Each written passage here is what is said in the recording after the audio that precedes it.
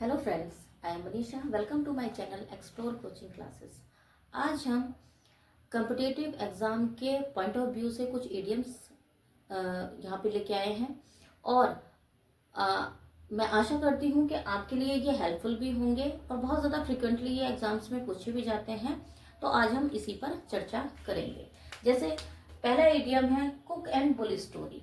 Cook and bull story का मतलब होता है फॉल्स स्टोरी, यानी झूठी कहानी, जिस पर ऐसी कहानी जिस पर विश्वास ना किया जा सके। या कह सकते हैं आप कि कोई व्यक्ति है वो अपनी कमी को छुपाने के लिए जब कोई झूठी कहानी बनाता है तब हम इस इडियम का यूज करते हैं कुक एंड बुल स्टोरी। जैसे आप कह सकते हैं don't believe him, it just a cook and bull story, यानी उस पर विश्वास आप ना करें, वो क्या है, एक झूठी कहानी है। ठीक, तो ऐसी कंडीशन के लिए आप cook and bull story idiom का यूज कर सकते हैं। नेक्स्ट है यहाँ पे कम ट्रू, यानी इसका मतलब होता है प्रूफ ट्रू, यानी किसी भी चीज का सच हो जाना, किसी सपने का सच हो जाना, किसी काम का पूरा हो जाना। जैसे आप कह सकते हैं his dreams for a job is came true after 5 years, यानी 5 साल के बाद जो है उसकी जो सपना था गवर्नमेंट जॉब का वो पूरा हो गया। तो ऐसी कंडीशन के लिए, यानी जब किसी काम के सच होने की बात आती है तब हम वहां पे कम ट्रू इडियम का यूज करते हैं। ठीक है, यानी his dreams of becoming a teacher is came true, यानी उसका सपना पूरा हो गया, तब हम कम ट्रू का यूज करते हैं। नेक्स्ट है cry for the moon. Cry for the moon का मतलब होता है wish for an impossible thing, यानी ऐसी चीज की इच्छा करना जो जिसे पाना इम्पॉसिबल हो, असंभव हो, यानी किसी ऐसी चीज की इच्छा रखना जिसे पाना मुश्किल हो, नामुमकिन हो, तब जो है हम इस इडियम का यूज करते हैं क्राई फॉर द मून। जैसे आप देख भी रहे होंगे चांद के लिए रोना, तो चांद अगर हम अगर चांद के लिए रो भी रहे हैं तो वो हमें मिल थोड़ी ना जाएगा, या कोई हमारे लिए ले थोड़ी ना आएगा।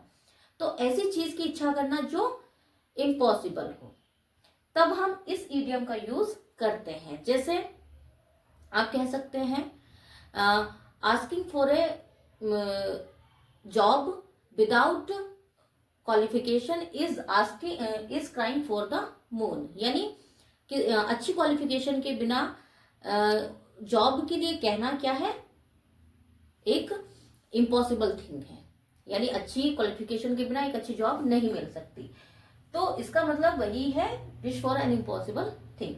नेक्स्ट है कट ए सॉरी फिगर। इसका मतलब होता है एक पुअर इंप्रेशन छोड़ना, यानी to leave a poor impression, यानी बहुत ही खराब किसी चीज में प्रदर्शन करना या किसी पर अपना जो प्रभाव है वो कैसा छोड़ना, बहुत ही लो कैटेगरी का या बहुत ही कम। जैसे कोई व्यक्ति है वो किसी से बात करते हुए बहुत ज्यादा नर्वस हो जाता है, उसे बात करनी तो अच्छे से थी, यानी उसे कुछ काम था उससे और उसे अच्छे से बात करनी थी, लेकिन वो उतने अच्छे से बात नहीं कर पाया और नर्वस हो गया। तो उसने क्या किया, मतलब एक उसके लिए आप यहाँ पे इडियम यूज कर सकते हैं कट ए सॉरी फिगर, यानी उसने बहुत ही खराब इंप्रेशन अपना वहां पे छोड़ा। जैसा आप कह सकते हो the team cut a sorry figure in the final match, यानी फाइनल मैच में टीम ने बहुत ही खराब प्रदर्शन किया। तो ऐसे कंडीशन के लिए जो है हम कौन सा इडियम यूज करते हैं, cut a sorry figure. Next है चिकन हार्टेड। चिकन हार्टेड का मतलब होता है कवार्डली या टिबिड, यानी आप कह सकते हो कायर। ऐसा व्यक्ति जो कायर हो, यानी उसके जो काम है उनमें कायरता दिखे, तो ऐसे व्यक्ति के लिए हम chicken hearted word idiom use करते हैं। जैसे कह सकते हैं a chicken hearted person avoid challenges, यानी जो कायर व्यक्ति होता है वो क्या है, चैलेंजेस को अवॉइड करता है। तो तब हम ऐसी कंडीशन में यूज करते हैं chicken hearted. Sorry. Next idiom है चाइल्ड्स प्ले। चाइल्ड्स प्ले का मतलब होता है बहुत ही आसान काम, यानी समथिंग वेरी इजी, यानी कोई ऐसा काम जो बहुत ही आसान हो, बच्चों के खेल जैसा हो, है ना, बच्चों के खेल आसान होते हैं ना। तो ऐसे ही इस इडियम का भी मतलब वही होता है, बहुत आसान काम। जैसे आप कह सकते हैं to pass the IAS exam is not a child's play, यानी आईएएस का एग्जाम पास करना बच्चों का खेल नहीं है। तो आसान काम के लिए हम यूज करते हैं कौन सा इडियम, चाइल्ड्स प्ले। नेक्स्ट है क्राई ओवर स्पिल्ट मिल्क, यानी to feel sorry for the past.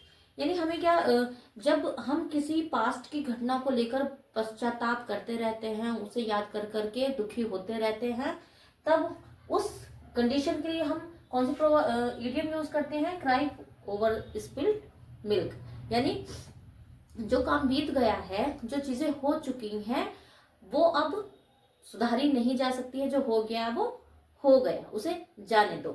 तो तब हम इस इडियम का यूज करते हैं, क्राई ओवर स्पिल्ड मिल्क। यानी आप जैसे कह सकते हैं, don't cry over spilled milk, learn your mistake. यानी अब पछताने से कोई फायदा नहीं है, अपनी जो आपने गलतियां की हैं उनसे सीखें।